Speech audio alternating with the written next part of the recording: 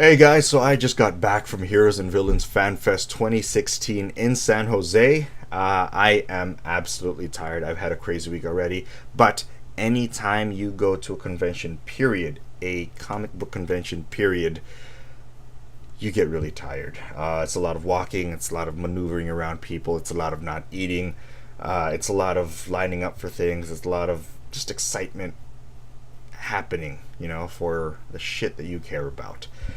And that happened this week. That happened today. It was day one of Heroes and Villains Fan Fest. I had a 2 day pass. I don't think I'm going back tomorrow, even if I do have a 2 day pass. I am wiped, guys. Like, not because of the convention, just overall from the week. I am just tired. So I don't know if I have enough left in me to go back to that convention tomorrow.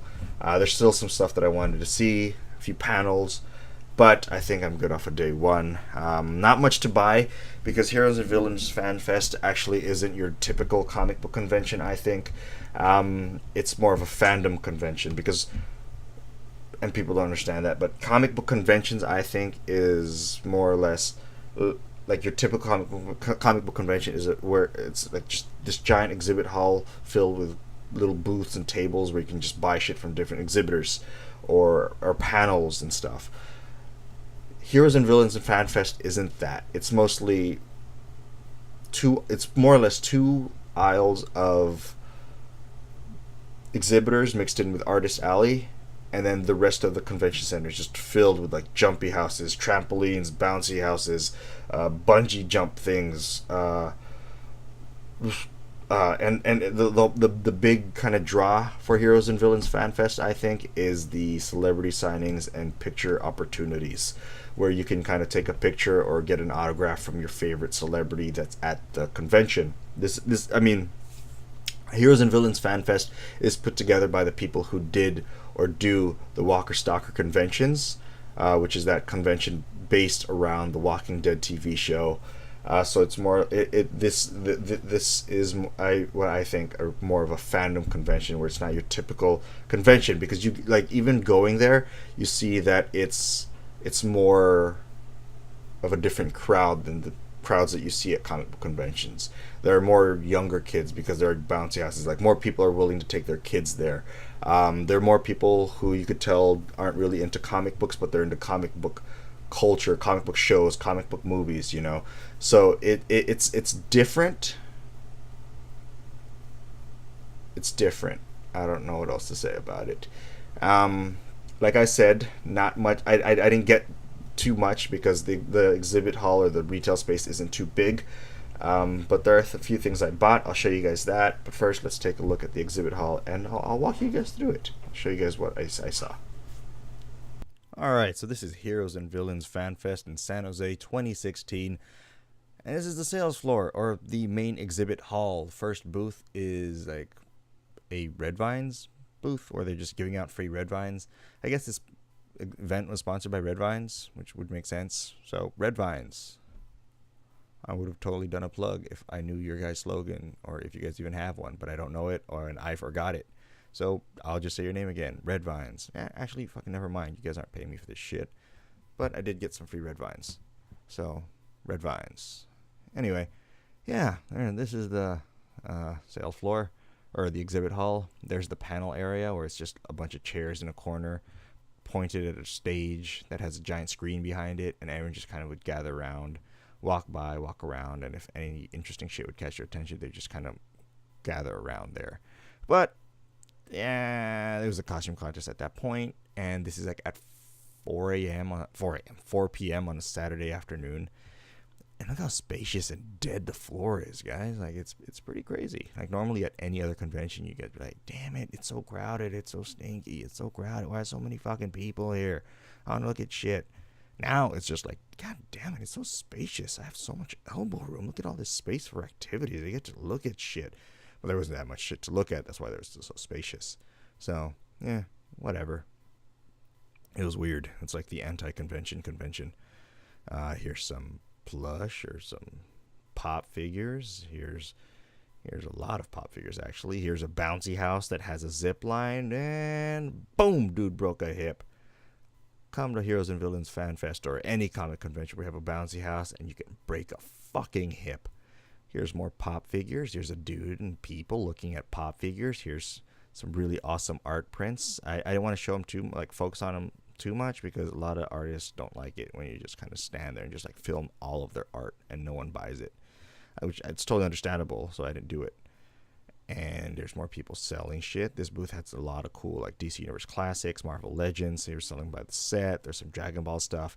I didn't realize I was going so quickly when I was walking through the exhibit hall. I apologize, guys. I actually felt really weird filming. Like I just feel weird filming people, you know. So like I just ended up filming nothing, and I just walked at my normal walking rate, which I realize now is terrible, because all of you guys probably have a fucking Cloverfield-sized headache as you're watching this, and will never watch me walk through another con again. But I'm sorry, I just didn't want to be those creepy guys. There's a lady who's so tired she just sat on the fucking floor. But I didn't want to be one of those people who just like film everybody creepily, so I filmed nothing. Here's everybody watching the costume contest, which I guess was like the most cracking spot in the entire sales, like the exhibit hall at this point. Because damn it, look how spacious this is. This dude has some awesome art prints. Like it's like hands down though, like there's like this convention had